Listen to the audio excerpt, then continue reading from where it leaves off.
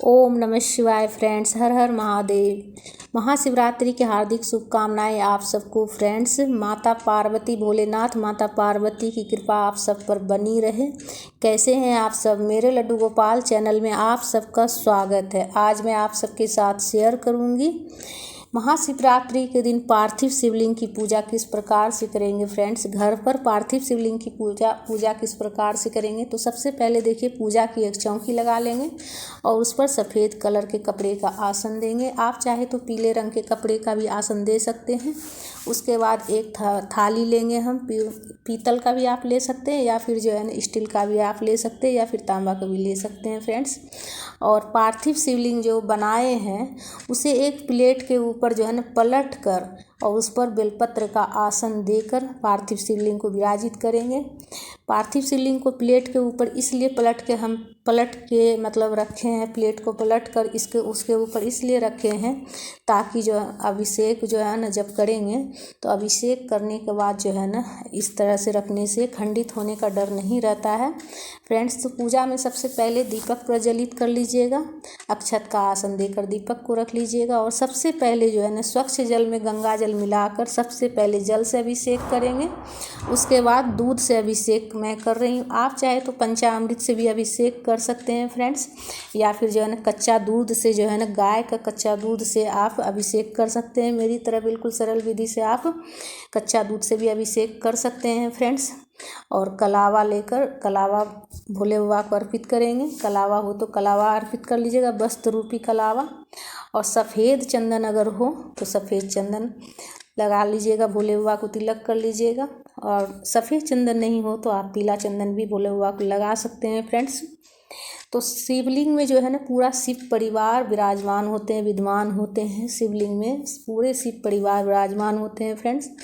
तो सभी भगवान को, गणेश जी को, कार्तिकेय जी को पीला चंदन से तिलक कर लेंगे और माता पार्वती को सिंदूर लगा लेंगे, इसलिए कि शिवलिंग में पूरा शिव परिवार विराजमान होते हैं। उसके बाद तिल चढ़ा लेंगे, काला तिल चढ़ा लीजिएगा। नहीं हो तो अगर सफ़ेद तिल हो तो आप सफ़ेद तिल भी चढ़ा सकते हैं। अक्षत चढ़ा लेंगे।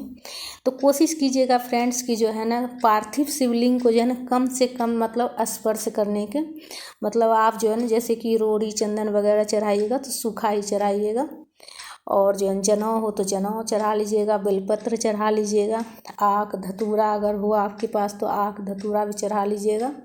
भोलेनाथ बहुत ज़्यादा दयालु होते हैं फ्रेंड्स। भोलेनाथ तो बस एक लोटा जल, गंगा जल मिलाकर भी अगर आप चढ़ा लेते हैं, अभिषेक करते हैं उससे भी, तो भोलेनाथ उससे भी प्रसन्न हो जाते हैं, बहुत जल्दी प्रसन्न हो जाते हैं फ्रेंड्स।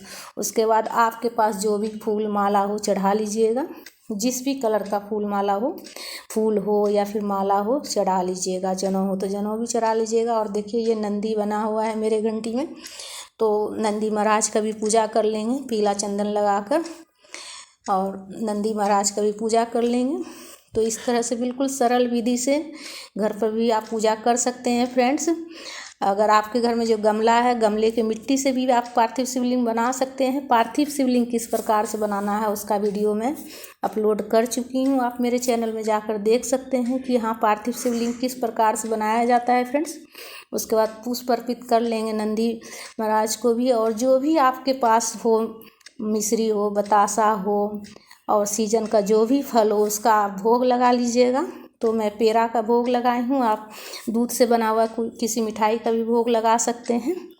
और फल में जो भी सीजन का फल हो उसका भोग लगा लीजिएगा, जल का भी भोग लगा लीजिएगा फ्रेंड्स।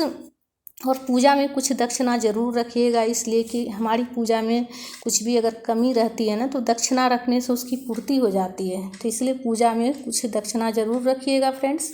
उसके बाद धूप प्रज्वलित करके धूप दिखा लेंगे। आप चाहे तो इस दिन छोटा सा हवन भी कर सकते हैं महाशिवरात्रि के दिन। महाशिवरात्रि के दिन भोलेनाथ और माता पार्वती का विवाह होता है। तो उसके बाद दीपक प्रज्वलित करके भी आप आरती कर सकते हैं या फिर कपूर से भी आप आरती कर सकते हैं। भोलेनाथ की आरती गाते हुए प्रेम पूर्वक आरती कर लीजिएगा। भोलेनाथ की, माता पार्वती की आरती गाते हुए, गणेश जी की आरती गाते हुए फ्रेंड्स। तो इस तरह से बिल्कुल सरल विधि से आप जो है ना घर पर जो है ना पार्थिव शिवलिंग, मिट्टी से शिवलिंग बनाकर आप पूजा कर सकते हैं फ्रेंड्स।